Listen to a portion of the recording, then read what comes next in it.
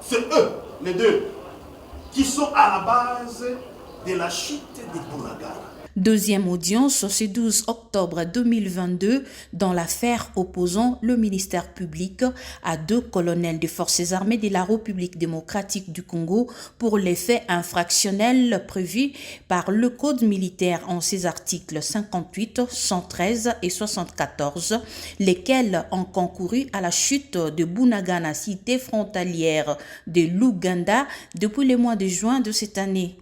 Le colonel Lobo Kamouanda Désiré et le colonel Diadiawa Diadia Jean-Marie auraient fui devant l'ennemi, détourné les fonds et abandonné les munitions au mouvement du 23 mars M23 en sigle lors des affrontements dans cette partie de la RDC. Ils sont en détention depuis le mois de juillet dernier et sollicitent, avec le concours de leurs avocats, une mise en liberté provisoire pour raison de santé. Voilà pourquoi nous sollicitons de votre cour que nos clients soient gardés dans un endroit qui préserve leur santé et non cet endroit ici, parce que sinon ça sera précipiter leur mort.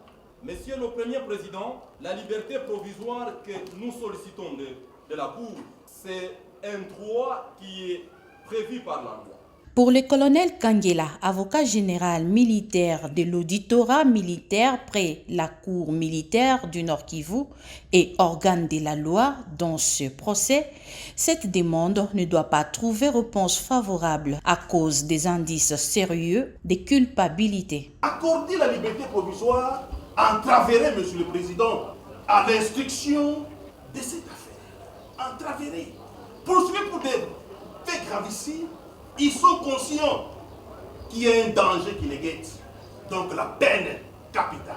Une audience renvoyée au 19 octobre 2022 par le premier président de la Cour militaire du Nord Kivu, le colonel Kabea, qui dira l'arrêt avant dire droit en toute liberté et justice.